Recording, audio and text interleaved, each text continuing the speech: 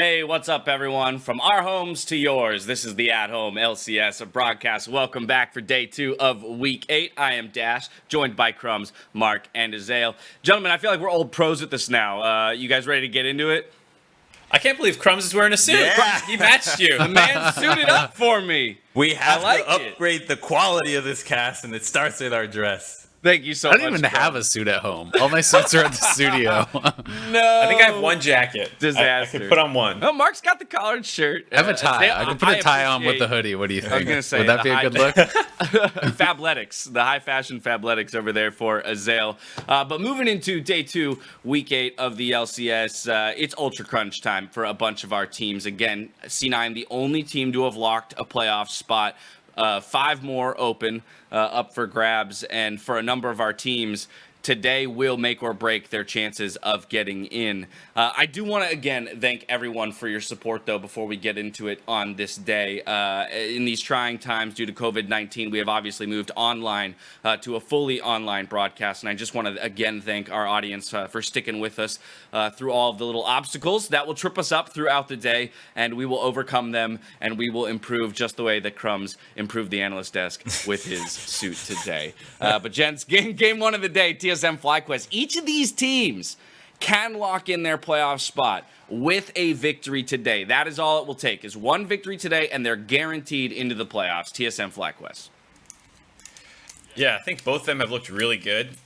It was nice to see the change with solo mostly worked out. I'm sure we'll get into our different takes on it, but I was impressed by FlyQuest winning in 26 minutes that game. Yeah, I think they looked really good. And Solo's a player that I always felt was a little bit underrated. He had been, I would say, at least kind of more like middle of the pack as far as top laners. There was a lot of talk about him not necessarily being easy to get along with or harder to work with among the teams. But I think his performance has always kind of spoke for itself. And with FlyQuest already being a strong team, if your top lane just got upgraded, they could be a legitimate playoff threat.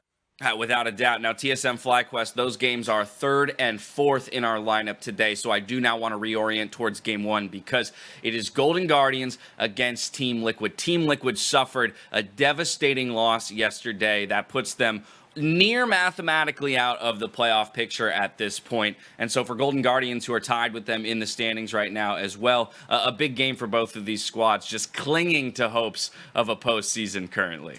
Yeah, and Golden Guardians didn't have an easy time against TSM yesterday, but on the flip side, neither did Team Liquid, so both teams are going to really be trying to scout what each other did, but at the same time come up short with, they're definitely not going to play this poorly against us, and so the bar of quality is going to be a lot higher than I think what we saw yesterday.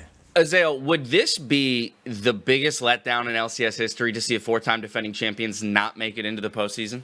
Yeah, for sure. I think it is. I think that when you look at the expectation of this roster, when it was built, they were 4-time back-to-back champions, as you said. They're MSI finalists last split. They picked up Broxah for an upgrade to do better internationally, and it really does feel like when TSM dropped Doublelift at this point, where they were kind of taking their regional success for granted and looking towards more international success. And they forgot you got to win in North America first to get there.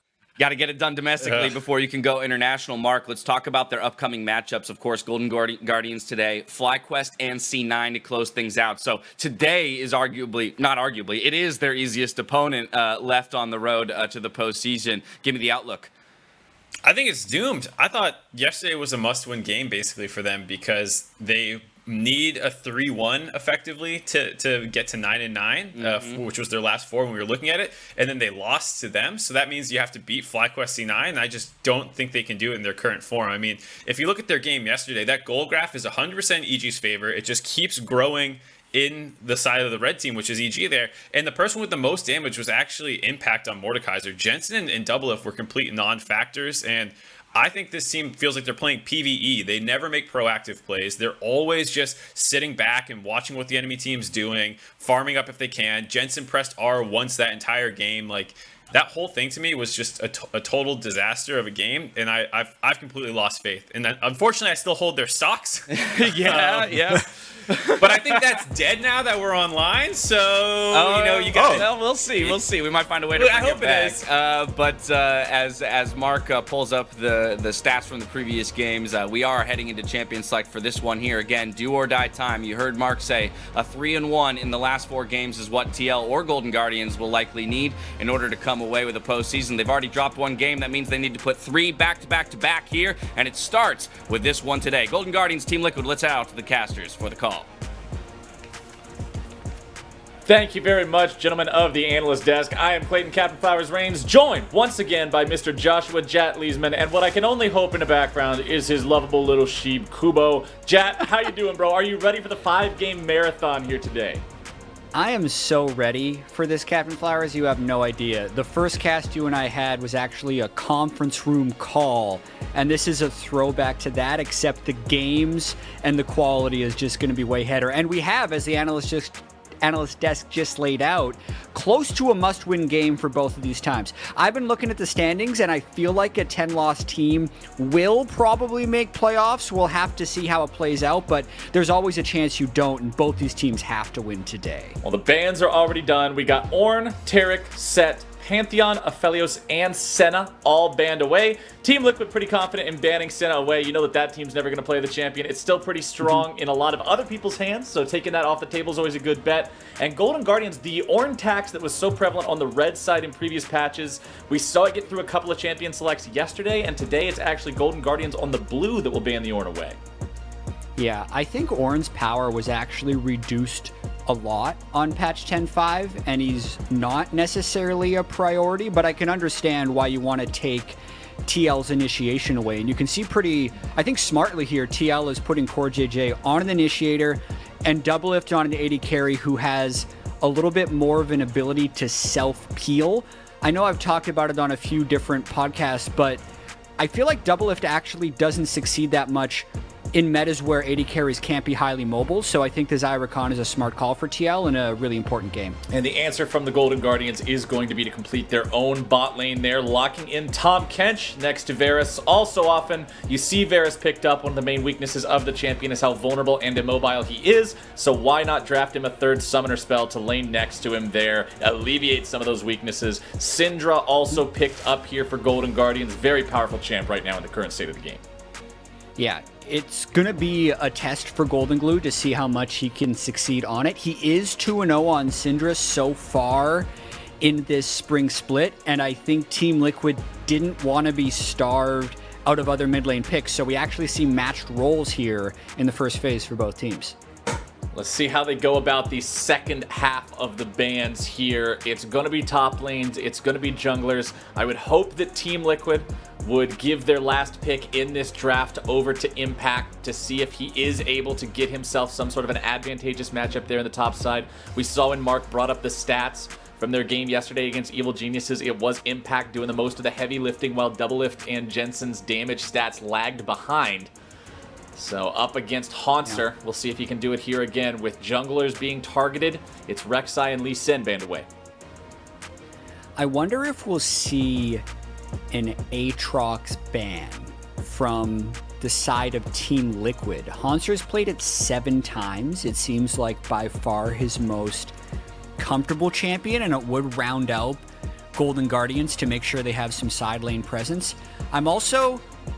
This is a shot in the dark, but I'm feeling Maokai for Team Liquid at some point. I think someone is going to play it a little bit more in the LCS. No Aatrox ban, but Maokai, it might be blindable with Set being banned right now, knowing you're going up against Hauntzer. So we'll see what happens. All right, Team Liquid, what's it going to be? Do you leave the final counter pick there for Impact, or do you grab yourself your choice of tanky boys early? This team currently lacking any frontline. They have engaged, but Rakan's not exactly a tanky champion. He goes in, he gets things started, but then it's hard to stay there and weather the front lines. They are going to go for the jungler here first, picking up the Gragas for Broxah.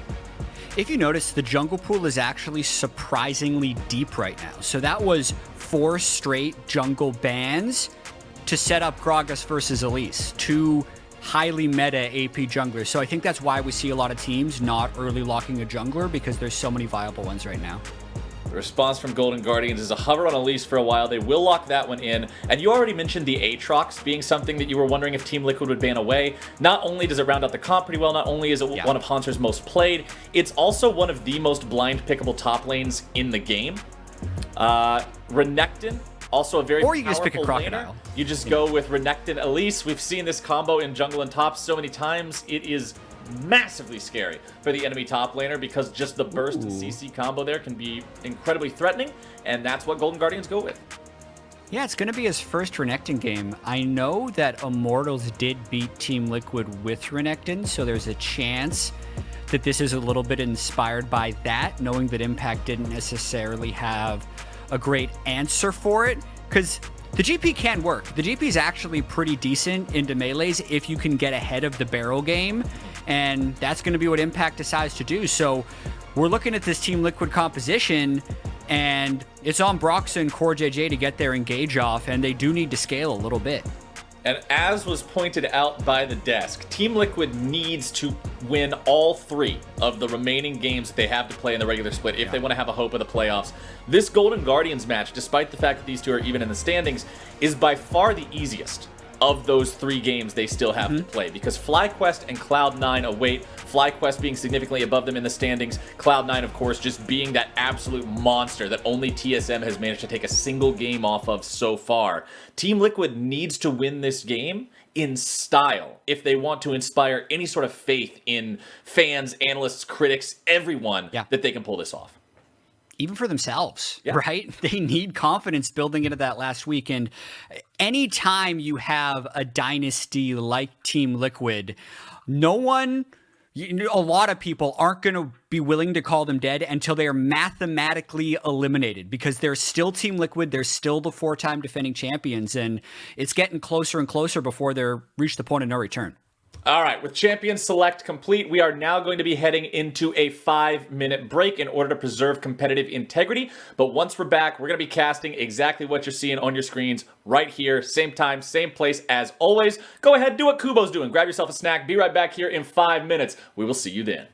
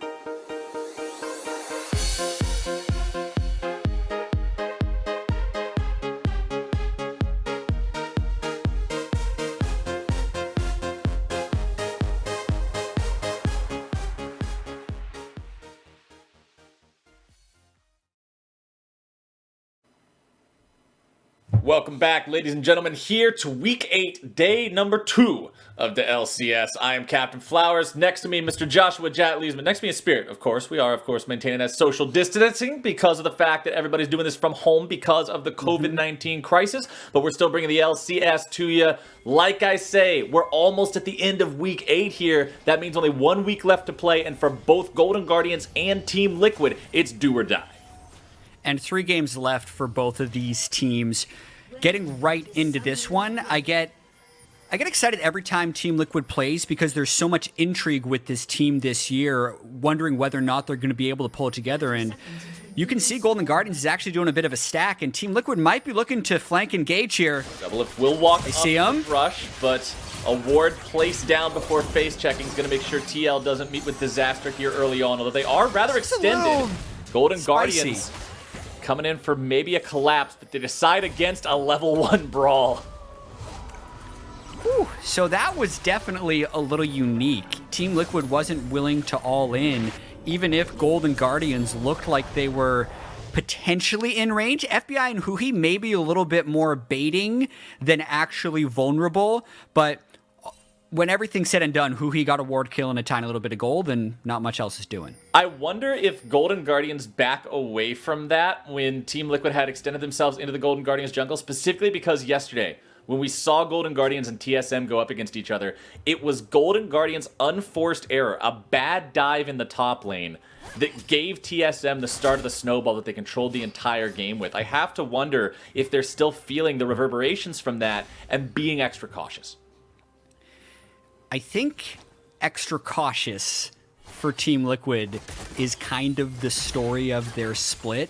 Their combined kills per minute is the lowest in the league. They are the slowest team, and even the game yesterday, it kind of looked like every other Team Liquid lost. So I actually want to see them get a little bit more aggressive, especially with Xayah, Rakan, Gragas playing around bot side, because Impact, I think in this game, would need to be the weak side top laner going up against the classic Renekton Elise with the GP. Okay, so see Team Liquid play around everybody but Impact, really. See if Golden Guardians can manage to get themselves going without the errors that we saw yesterday. Specifically yesterday, it was Goldenglue, who ended up, I believe at one point he was 0-4-1. Constantly found out by TSM, constantly picked off, trying to play the Predator Rumble, but not able to put himself at a point in the game where he was ahead to make the roams that he wanted to make.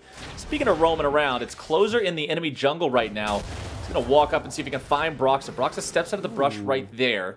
I believe Closer saw him, and Closer will now start up this enemy red buff on his own. Closer already has both of his buffs under his control. Broxah, without a red buff to fight against this, will just surrender the red buff to his opponent.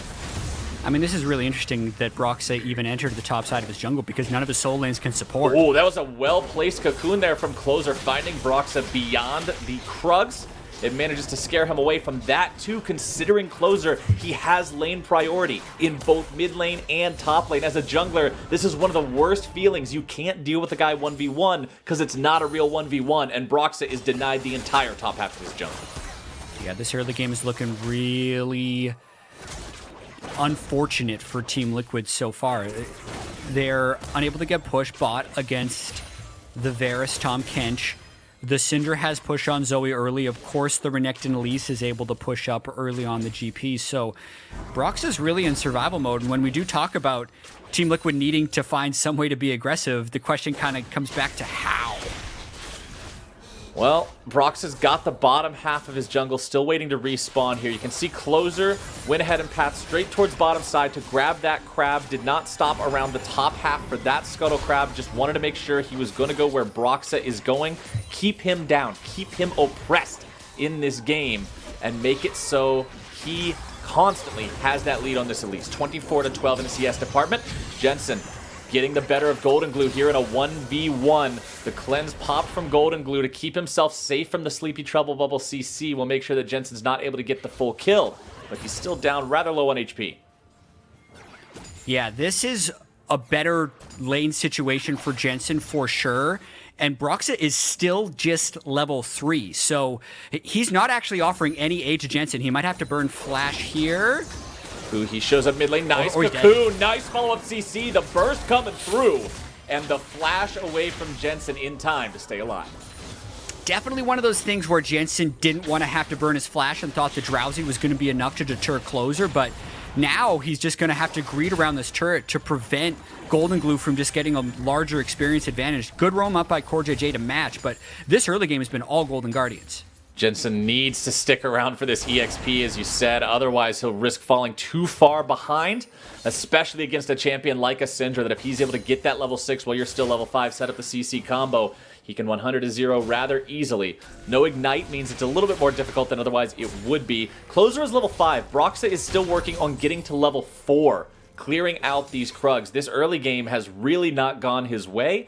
And honestly, apart from the one good week that we saw him have where he got Player of the Week, it feels like he hasn't had the impact on the Rift that this team made the trade, made the change that they did to their roster in the offseason in picking him up to get. You can see here. Oh, really and going for as it. I say it, there we go. Predator popped. He swoops in underneath the turret and grabs the first blood. I didn't think he had the damage for that, but the extra bonus from the Predator, you can tell Hauntzer as well didn't want to burn Flash, right? Like, he just burned his Renekton ultimate. He knew he wanted to keep presence in that lane. That's exactly the type of play the Team Liquid would need. There's a chance now with the experience that Hauntzer going to lose, knowing he's up top without his teleport, that Impact no longer needs any assistance. And now maybe TL might be able to go classic style and play around bot side. So watching this one more time, you can see Impact does a good job just harassing him down low. Hauntzer burns the stun into the W, gets hit by the barrel chain, so he's just really low. And this is just a walk at him gank, but Hauntzer wasn't willing to preemptively flash the body slam. Maybe he didn't think that Broxah would commit the flash, or he thought the damage wasn't going to be fatal, but Broxah knew exactly what he was doing and picks up the first blood. And that's exactly what the doctor ordered here for Team Liquid. It gets Broxah back into the game, catches him up for that massive CS discrepancy in the jungle that they got thanks to Closer's early pathing and Hauntzer and Goldenglue's early lane advantages.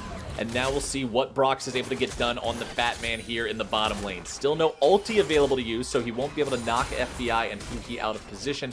Doublelift and CoreJJ, no ultimates available on these bottom laners yet either.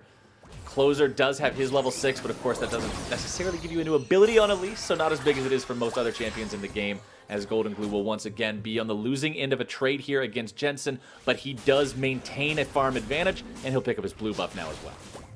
Yeah, and Closer is actually getting a pretty big CS advantage over Broxah. This is a bit of a snowball effect from the early red invade and the 2 pushing lanes that he had early, but Broxah picked up enough experience on the kill that he's not necessarily in trouble yet, but you can see just by the farm discrepancies that the first blood just makes the gold even, and Golden Guardian still has a Cloud Drake. So early game, even with Hauntzer going down, is still going okay for Golden Guardian. One thing I want to point out as FBI goes back to base here for the first time, you can see based on his inventory and his keystone, this is a lethality poke style Varus. Not going to be revolving around those auto attacks, instead just looking to get big piercing arrows before the team fights. Makes a lot of sense when you look at the Team Liquid roster, which honestly has no tank. Gragas builds AP these days. Rakan's not necessarily a hard tank either, so a piercing arrow onto pretty much anyone can whittle these health bars down before a big fight, as long as he has the opportunity to let those fly. See if he can find those marks as this game moves forward. Hauntzer and Impact once again getting into it a little bit here on the top side, and Impact does a good job trading up against that lane bully Croc. Yeah, I mean, at this point, with the Sheen completed, Impact is in a point of lane bullying, but Golden Guardians is just much faster on this rotation, getting the Rift Herald and trying to run away now. And Closer get out. He uses the Repel to get over to the Blast Cone, reposition himself just nicely. And now Broxah, he tries to get in position there, but won't quite be able to do it. Predator pop to give him the extra speed, but it was not enough. So now Team Liquid has to fall back. We'll see what Golden Guardians can get with that Rift Herald pickup. Yeah, this is going to be a very interesting game, because Team Liquid is playing a lot of catch-up, but Impact is looking like he's in a solid position. And when I've seen Golden Guardians win their games, a lot of it is because I think their fundamentals, so to speak, are actually pretty strong in terms of how to play the map. Like, once they get the Rift Herald, they know where to use it, they know how to control Drakes, they know how to move the lead into a bigger lead. It's just really, really hard for them to get a lead in the first place. And this game is very even right now, but with the Rift, Golden Guardians might have a chance to get the lead. So it's a really important moment for Team Liquid right now to try and get a little bit of a lead to stop Golden Guardians from taking steps with this Rift. Jensen using a fake flash there in the mid lane. Always important to remember that that's not the actual summoner spell. That is just the Zoe W allowing him to have that extra summoner for the trade potential onto Goldenglue, but it's not like it's going to send him home or anything. Still a moderate CS lead here of about 1 minion waves worth for FBI over Doublelift and CoreJJ. And honestly, we've been talking about Team Liquid and how it's so surprising that they're doing as poorly as they are this split. Remember that last year, Doublelift and CoreJJ were just in a tier of their own in terms of bottom laners. Everybody was always, yeah, Doublelift and CoreJJ are the best. The conversation was, well, who's number 2? And it just seems like it's fallen off a cliff here in 2020. Yeah, I mean, you can see getting pushed in right here, trying to turn around, but they have no assistance, right? Yeah. They can only just accept that gank, and now Rift actually being used bot. I'd love this by Golden Guardians attacking TL where their carry threat would be. This probably won't kill the turret, but it's going to make it really weak. Getting him plenty of plate money. Doublelift had to go back to base. He had already expended his ultimate. He was down to about 1/3 HP. Didn't want to stick around and risk anything there. Broxah is taken very low. Repel comes out from closer, but he doesn't want to go any further forward as Jensen comes down. TL could have the opportunity to make a move here. CoreJJ with ulti and flash available, but TL decides to call it off. And this is looking like pretty much every other TL game.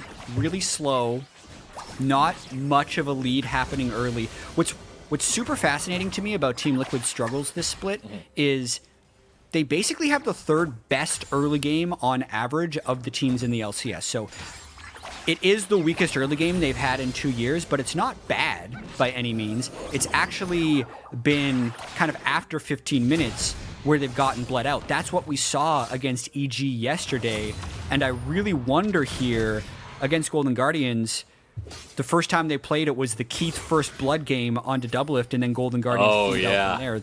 This game, it's actually completely even, and Keith is nowhere to be found because they've subbed in. Their Kryptonite's gone. It is going to be about this mid game. With no Keith around to first blood Doublelift. Yeah. Is that the secret that Team Liquid needs to find success here against the Golden Guardians?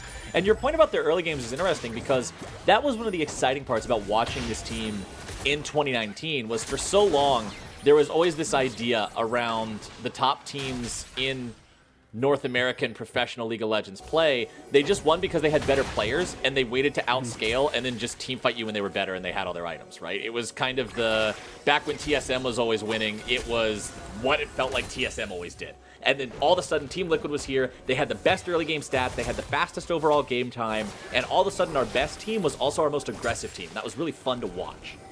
And gotta watch out here, though. The GP ultimate and teleport is up. Hauntzer's teleport is up. But Golden Guardians have the wave pressure. CoreJJ goes in. Let's see some of that TL aggression as Golden Guardians find themselves jumped on. It's huhi and Goldenglue both under pressure. Both going to be popped. Take a swig.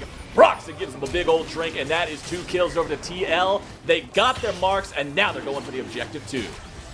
Getting CoreJJ on an engager seems so crucial there. They found the one pocket of missing vision from Golden Guardians and actually make a proactive play in this game. So getting the kills, getting the Drake do put Team Liquid in a good position.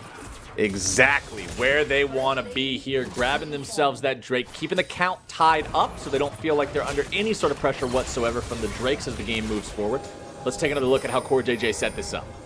Yeah, look at all the wards that are in the river. They even pop the blast cone. The one place they're not looking catches Goldenglue off guard. And sure, huhi flashes in to get the Devour, but Tahm Kench actually can't move that far anymore. So if you flash into 4 people, you're still going to die, and then your Devour's not going to do anything. So it ends up being 2 deaths anyway off the pick from CoreJJ on Golden. And right there was what I was talking about before the fight started, how when Team Liquid was at their best, they were a team that made things happen, right? They were a team that was fun to watch because they were creative and made moves. And right there, we want to see them make moves. We want to see them get back to that Team Liquid style where they look like a back-to-back-to-back-to-back LCS champion. Remember, if Team Liquid doesn't make it into the playoffs, if they fail to win these next 3 games, that will be the first time we have ever had a reigning champion not make it into playoffs for at least a chance to defend their title. That's crazy. Yeah, and it would be the first time that after Team Liquid wins a title, they don't win another one. Because I mean, technically that's true as well. Ever since they started winning, It's just that's a been- little bit less impressive. That's more common. Yeah, that one's more of But a the meme. missing playoffs would be massive. And I mean, let's not forget about Golden Guardians. Most people had them pegged as the worst team in the LCS preseason. Yeah. Being 6-9 is quite an accomplishment already in terms of build. It's nice. And if they beat Team Liquid here and 2-0 them on the split, that would feel pretty good. Remember back in 2018 when we first started with franchising and Golden Guardians were the worst team in the LCS, but the one thing they managed to do is beat Team Liquid? That's what I'm wondering, is if we're going to get a throwback to those times. What if they can be that Team Liquid counter once again, except this time it means a whole lot. Looking towards the top side right now, you can see Impact still scaling up. I think he's going to be the strong point. Hauntzer doesn't have great ways of dealing with him. Closer's in some trouble here. Nice collapse from TL to quickly punish and grab that kill. Yeah, this might be a vintage Impact top die game. He hasn't necessarily gotten solo kills, but he has total control of this lane right now. TL on to the Rift Herald here. Second Rift Herald of the game. First one was claimed by the Golden Guardians, used in the bottom lane to grab themselves a couple of plates. Broxah should grab this one, no contest, but it looks like Hauntzer may come over to try to stop him. Hauntzer low on HP with this Renekton, trying to go in and grab that kill. Broxah with a smite to keep himself healthy enough to not be killed, but the rest of the Golden Guardians are collapsing. Impact and Broxah flee towards the top side of the river as Shelly's patience is reset and she moves back into her home. Team Liquid maintain control over the mid lane and priority there, but Goldenglue, huhi, and FBI are still all hanging around. Skill shot's going to miss from everybody on that side, and both sides disengage. That was actually really tense because Team Liquid was sacking mid-pressure in hopes that Broxah would be able to solo the Rift Herald, but I believe Hauntzer actually snuck around through his own jungle to disrupt the Rift, and that's the reason Team Liquid couldn't break this open. But now, because TL was greeting so much in the mid lane, sacking pressure, they end up burning Doublelift's ultimate, can't contest the Rift, and Golden Guardian gets their second Rift of the game. Well done by the Golden Guardians to wrest that objective away from Team Liquid and make sure that they put another in their own pockets. They are still down a little over 1,000 gold. Nothing too crazy just yet, but everything you can do to prevent Team Liquid from building this lead any further is going to help, with Doublelift almost knocking down this tier 1 turret in the bottom side. That gold lead will grow here for the side of TL. One more auto attack should do it. Hauntzer making his way down towards this turret, but he's not going to walk up any further. He knows that they don't have vision inside their bottom side jungle. Of course, we have perfect vision, so we can see all the wards being established by CoreJJ and Broxah in this bottom side Golden Guardians jungle. They want to make sure they can come collapse if Hauntzer overextends himself. He won't be doing so, just moving down there to catch the wave as Doublelift goes B. And they're really hoping to get an ISO death onto a Golden Guardian solo laner, namely Hauntzer, which is, as you mentioned, why he's playing safely. Right here with Ocean Drake spawning in 20 seconds, I expect Golden Guardians to use Rift mid to try and get pressure and then move towards the Drake. And TL is going to try and get engaged before that. huhi is put to sleep. The Drowsy comes out. The chain CC is down. Perfectly done by the side of Team Liquid. Golden Guardians look for a counterattack, but won't be able to hit their CCs thanks to a flash from Broxah getting him out of harm's way. And despite the fact that TL, yes, they had to use 2 big team fighting ultis to make that one happen, they managed to catch out that Tahm Kench, that safety net for the rest of the team of Golden Guardians, and that means it's Team Liquid who has priority and control over that Drake pit. FBI manages to get himself away from Jensen's Zoe attack, and that means that he'll stay alive, but second Drake now for Team Liquid. CoreJJ's been on point this game, and so is Impact. Great stun, though. Jensen caught here, might be taken down. Piercing arrow is going to be let loose, and a nice shot from FBI. Nice snipe. Team fights are going to be weird in this game. So sure, Team Liquid has the 2 Drakes, and they have the 5-kill lead, and that was the first kill for Golden Guardians, but you saw a glimmer of the way Golden Guardians wants to fight. They actually don't want or need extended team fights. They are all pick and pop. Everyone on Team Liquid is burstable. All they have to do is land 1 CC, and the rest can follow with lethality, Varus, Syndra ultimate, and the burst that actually ends up coming out of a Sorcerer Shoes Elise. So Team Liquid, I feel like Banshees Veils, Mercury Treads, QSSs, any of those things that can prevent that chain could just stop Golden Guardians comp from working all together, because in an extended fight, Team Liquid just has way more damage than Golden Guardians, but in a pick scenario, Golden Guardians would have a large edge. Yeah. Golden Guardians also get the bonus with having that Varus building lethality. Lethality items are cheaper than the big ticket crit items, like your Essence Reavers, your Infinity Edges, things like that. Umbral Glaive only costs 2,400 gold. Yuma's Ghostblade is 29, and now you can see with those two items, along with the Dirk in inventory, FBI's got a ton of lethality. And when you assess the armor on the enemy team, you can see Doublelift has a cloth armor in inventory despite the fact that his boots are already completed, so he can't build those into a ninja tabby. He's just setting on some flat armor so he doesn't get half HP'd by a piercing arrow. Yeah, I think it's necessary, especially this early on into the game. You can see even with the 5-kill lead, there's only a 4-kill lead. There's only a 300 or 400 gold lead by Team Liquid, and once Hauntzer gets that Blade of the Ruin King, I'm actually really curious to see how the side lane 1v1 will go. When I saw the Blade of the Ruin King buffs, I thought Renekton might be one of the prime users because he can triple hit his empowered W and get, like, 30% of someone's health instantly, so I'm curious to see how that plays out. Team Liquid with control over this topside river here, but Golden Guardians looking to move up and contest that, clearing out these wards. TL will be forced away, but now they got everybody except for Impact grouped up here. Remember, though, Impact does have the ability to immediately affect the fight with the Gangplank ultimate. Also has TP ready to channel to join this fight as FBI goes for the flash engage with the chains, and Jensen is way too isolated. Nice catch from the Golden Guardian. And that's the type of thing the Golden Guardians needs to do. That was one CC spell landing, dead. Jensen, yes, he's working towards a Banshee's Veil. He's not there yet. And there's no tank on Team Liquid, as you called out at the very start of the game. So it's going to be, like, even if they get the Ocean Soul, it helps in long fights, but it doesn't burst shield you. So Golden Guardians still have a very winnable game at hand. Golden Guardians get themselves a slight gold lead with the extra money from the catch that they've just made onto Jensen. FBI is the man I'm going to be watching very closely as these fights play out. So much importance on him being able to land piercing arrows, hit the chains of corruption for the team fight, not just to lock down targets that they want to kill, but if Team Liquid ever finds another one of those opportunities to start the fight on their terms, it is imperative the Golden Guardians disengages as effectively as possible. As you've already pointed out, there's no way they win a straight-up 5v5. Definitely doesn't seem like it. Trinity Force and level 13 on the GP, so he's at a strong point if he can get to a team fight. You can see Doublelift completed his Infinity Edge as well.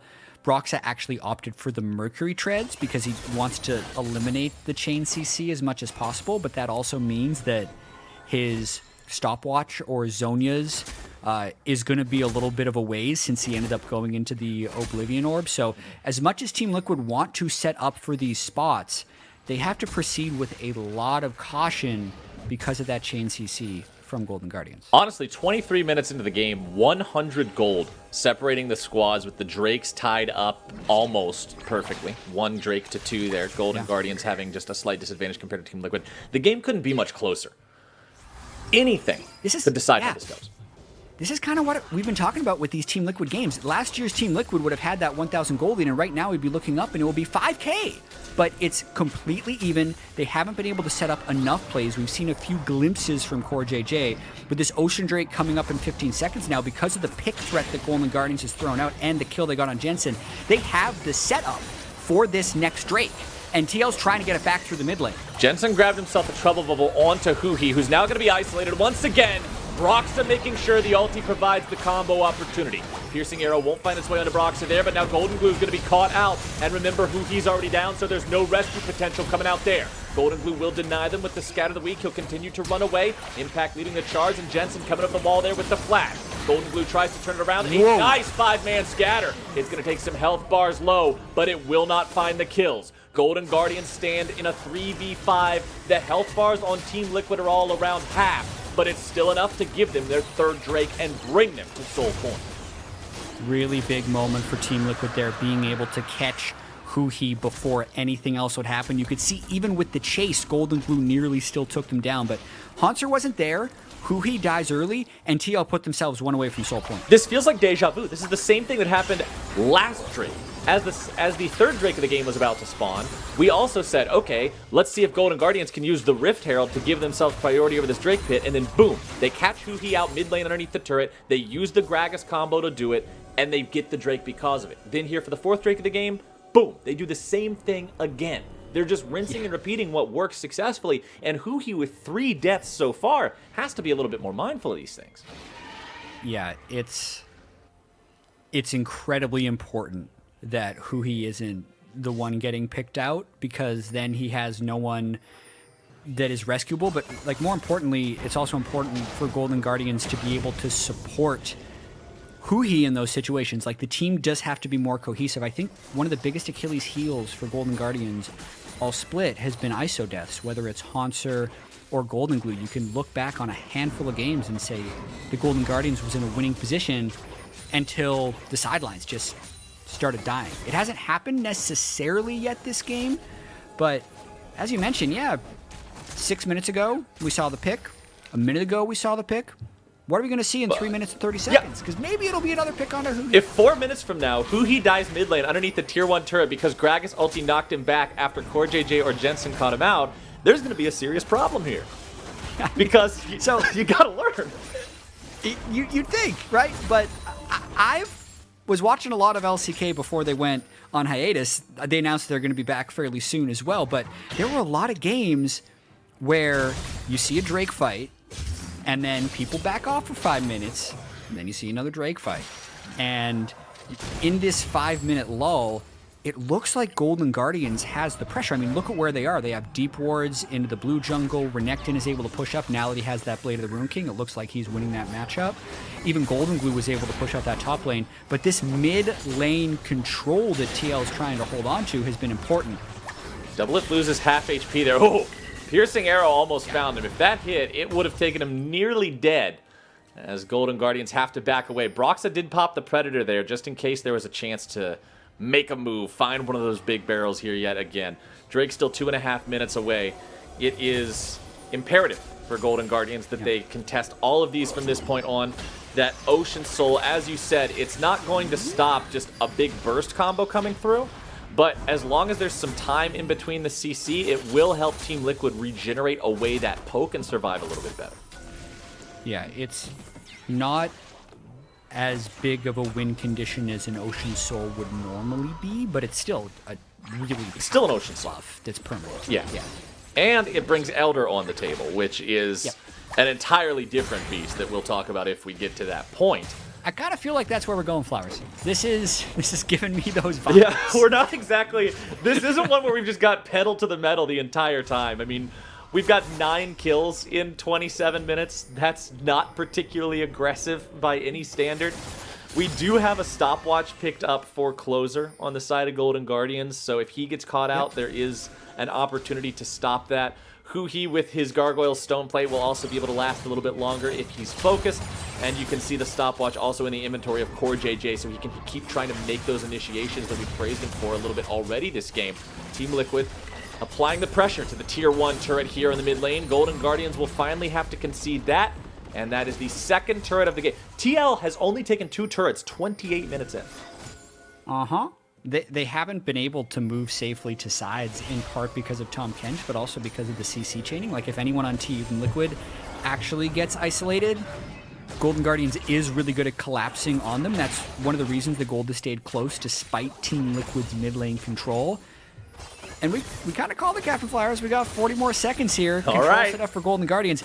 Lock your eyes on a huhi, because maybe that's where Team Liquid's thinking about going next. Okay, Closer there just took about half the HP off of Broxah and then goes into the repel to dodge the counterattack from Jensen.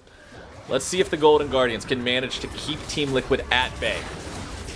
So Golden Guardians is all in the same place here, which is good. They just need to make sure that if Corj gets jumped on, they can burst on whoever jumps on him. There's no QSSs and only 2 stopwatches on the side of Team Liquid, so if they go for Core or Broxah, they should be able to burst. Broxah split up has again. flash. They're going for Drake. Broxah has flash. He's popped Predator. He is looking for any chance he might be able to find to go in here and make something happen. The Drake nearly down. That one's going to be secured there by Closer on the side of the Golden Guardians, but at what cost? huhi keeping his mid laner alive. Goldenglue does not get hit by the ulti. That means he stays alive, but a flash over the wall is demanded from Closer in order to stay alive here. Jensen going to be denied by the blast cone, uses a fake flash to get over the wall, picks up another one. It's Zoe. He's going to flash 3 times in a team fight anyway. As Team Liquid say, all right, we got the enemy support. They had to use tools to disengage that. Let's go for the Baron now. I think they can. They still have such a strong team fight. Doublelift has Flash ult available, 350 CS and 3 completed items, so they actually can burn this. Or if there's a fight, they're in a decent position. No huhi. Sleep finds its way onto Closer, who goes into the repel to dodge away from most of the damage that's going to be coming in, but Jensen's still able to find the kill, and now it's Hauntzer in the middle of 5. He is gone. Shut down for Jensen, and Golden Guardians do nothing to stop the Baron except give over a 600 gold congratulations gift to Team Liquid. Good job by TL to give up the Ocean Drake, which, as we talked about, isn't extremely important in these contexts, and then use that 5-man squad to force a big objective. So this one more time, CoreJJ is just set up, waiting to see where Golden Guardians is going to be coming from. They get the sleep, and they know they can peel off. Like, there's not that much threat coming up from Golden Guardians unless they are able to get the jump on them with the CC chain. So sure, Hauntzer files in, but he's all alone. He's never going to be able to do anything in that situation, and Baron fairly easily goes over to TL. TL now with that Baron and a 4,000 gold lead. With control over the map, let's see what they can get. Still only having those 2 turrets claimed from the Golden Guardians means there's plenty of standing gold on Summoner's Rift right now for Team Liquid to put into their own pockets and continue to build this lead with. Doublelift will secure the enemy red buff, give himself yet another resource that he's denying from the Golden Guardians. Impact sets up shop in the bottom lane, pushing towards that tier 2. He'll deal with Hauntzer in this 1v1. Baron-empowered minions going to make sure of that. Closer and huhi looking to maybe make some sort of a play, as FBI is also brought down to the bottom side there, but they won't have a chance to collapse on anyone here just yet. Impact eats an orange, Closer's forced to run away. Team Liquid, they take down the mid lane tier 2, and now they're grouped up as 5, pushing onto this inhibitor turret. Yeah, they're going to just keep going. I mean, Impact is so incredibly strong. Doublelift, with his stopwatch, is feeling quite safe. And they're going to just... I wonder if they're going to keep pushing this inhib. It seems like they're just maintaining presence here so that Impact can go clear off those side turrets, because this has the potential to be a very big Baron power play. Huhi forced to gobble up Hauntzer there as he's hit by the Sleepy Trouble Bubble. You said it, man. Team Liquid, they're just saying, hey, if you leave, we'll kill it. We're buying time for Impact. There's not really anything the Golden Guardians can do about it. They're not in a spot where they can just run at Team Liquid. There's so much denial capability with the Zoe and the Rakan put together as Hauntzer's deciding he's going to go for the all-in here on the bottom side into Impact. That's not an all-in you want to take, bro. The damage comes out and Hauntzer is barely limping away. Yeah, I was going to say, I don't know if Renekton wins that, as Impact just handily pushes Hauntzer away. Yeah, well, with the evidence that I just was shown, I'm going to say he definitely doesn't. Team Liquid feeling better than before now, as Impact is able to heal up, teleport right back into the bottom lane, and continue the siege. Now, granted, there is only 20 seconds remaining on this Baron power play. Golden Guardians still have all 3 inhibitors standing, although they lost the mid lane inhib turret. Preventing any sort of spawning of super minions from a Baron buff that your opponents were able to get still feels good. And having the G on Impact means he can actually kind of play frontline now. If we think about the setup for the Ocean Soul, knowing he has not only the oranges, but also a second life to absorb the burst cooldowns from Golden Guardians, means that any fight the Golden Guardians starts on Impact, they probably lose, since they wouldn't actually get the kill, and those cooldowns take so long to come back up within the midst of a fight that TL would be able to turn it. So TL smartly playing very aggressive right here to get control of this Ocean Drake before the soul spawns. Oh, Team Liquid, once again, in a spot where they control the Drake pit. Golden Guardians trying to find any opportunity they can, namely a piercing arrow, to move in here. Broxah with the Predator popped. He knows that if he catches anybody out with that explosive ultimate, he can grab an easy follow-up kill with the assistance of his team. Trouble Bubble shot out there by Jensen to try to get more zone control out. The Drake is spawning, and Golden Guardians are pushing the issue. They're moving up. CoreJJ coming around from behind. Gangplank ulti is dropped. Here comes the quickness. Here comes the damage. There goes Goldenglue. That's what they needed for the side of Team Liquid. Huhi flashes over the wall. I can't help but feel like it's a completely wasted summoner spell. You're dead to rice either way. Team Liquid with a 2 for 0 will now head back over towards that ocean trade. Yeah, they, I think, considered just walking down mid as well with how strong. Knowing they have double GA on 2 of their carries, Banshee's Veils kind of all around, they've hit the point where they've been able to itemize against this burst. And unless something goes terribly wrong, Team Liquid's got this one in the bag. Team Liquid, 7,000 gold up. Drake's Soul finally secured. We said this was the easiest game they had remaining out of the 3. I said they needed to win it with style. They needed to look good. Whether or not they're winning it with enough style is up for discussion. But they are in a spot right now where it looks like they should be able to win this and keep those playoff dreams alive. Which it still feels weird to say that we're talking about Team Liquid in this. Yeah, I mean, 12 kills to 2. 35-minute Ocean Soul. Sure, it's a little slow, but you don't mind in these cases. You're not... At least, I said this yesterday on the analyst desk after Team Liquid lost to EG. It's like, are they dead? I'm like, Team Liquid's not going to be dead to me until they are mathematically eliminated. Just because it's Team Liquid? Just because it's Team Liquid. Like, I understand that there are a ton of signs that this team isn't what they were. As Jensen kind of goofs. I mean, he kind of goofed, but he also kind of lived. They shot everything in the kitchen sink at him, and he just walked away. Ulti called down from Impact to provide suppressing fire as he falls back, but well done there. Jensen, he avoids the death. Yeah, I've been this way with any League Dynasty team, just like not calling them dead until they actually are eliminated, whether that's TSM when they lost to Clutch in spring of 2018 to fix their final sweep, and now Team Liquid going for this Baron. I think they're just going to win this fight. CoreJJ starting it off. Hauntzer thrown back into the Team Liquid line, and considering he was all alone, he stood no chance. Huhi now the target yet again as Goldenglue caught out over the wall. Team Liquid does have some vulnerable health bars. They're not vulnerable enough, man. They're just too far ahead. Goldenglue's going to find himself killed here yet again. I pointed out how yesterday he was 0-4-1.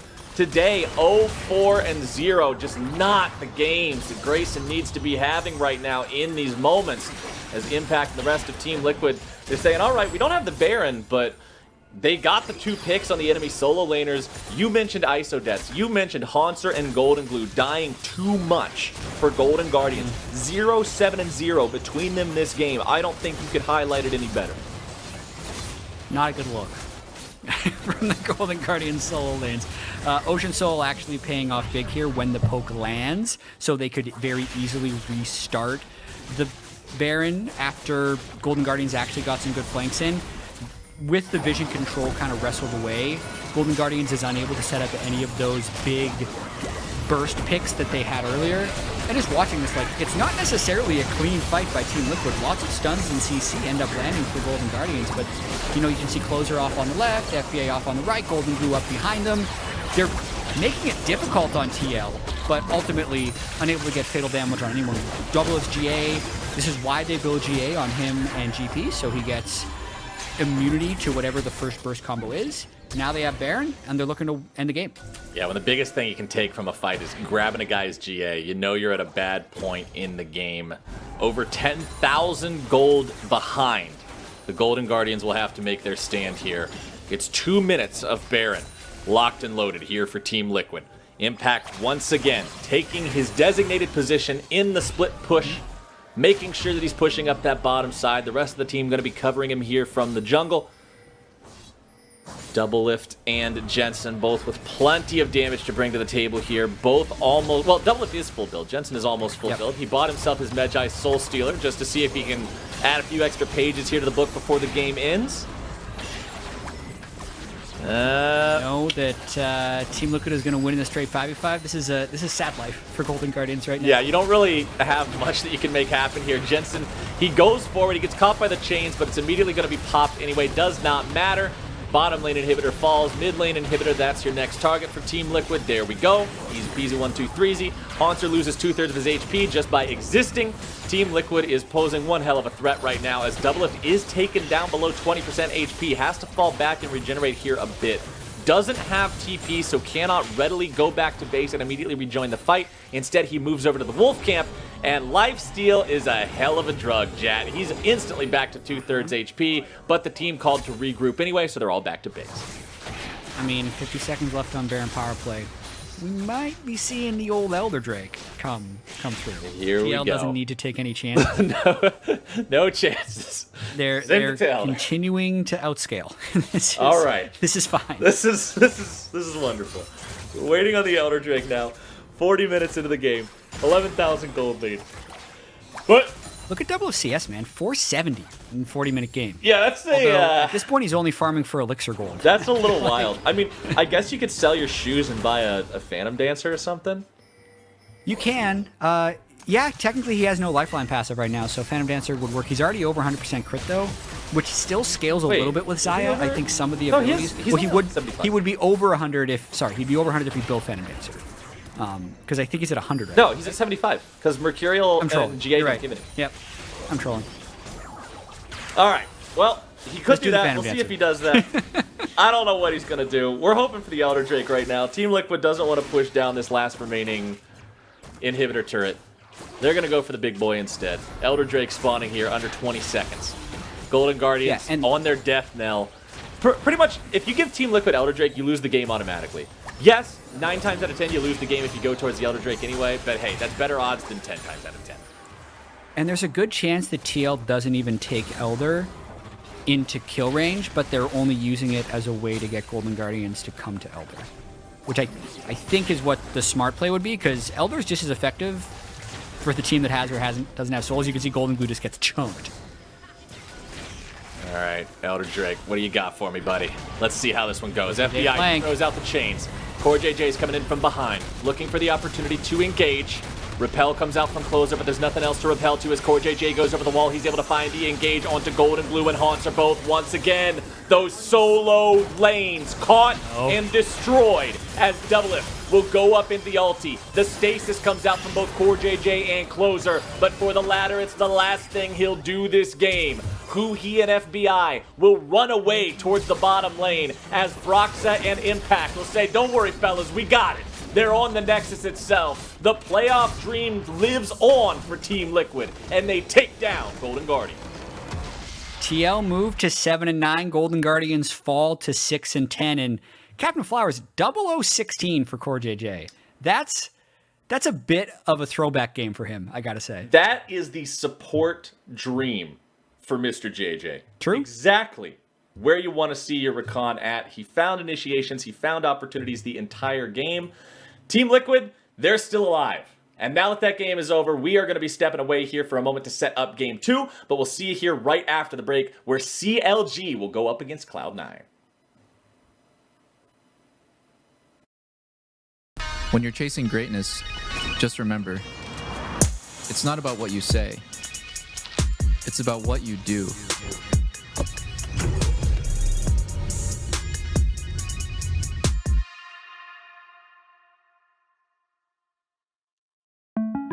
Yeah, I'm married. Doesn't matter. You do that for me? Really? Yeah, I'd like that. Who are you talking to? It's Jake from State Farm. Sounds like a really good deal. Jake from State Farm at 3 in the morning? Who is this? It's Jake from State Farm. What are you wearing, Jake from State Farm? Khakis? Hey, do they ever ask you what you're wearing? Yeah. Red sweater, button-down shirt. Like a good neighbor, State Farm is there.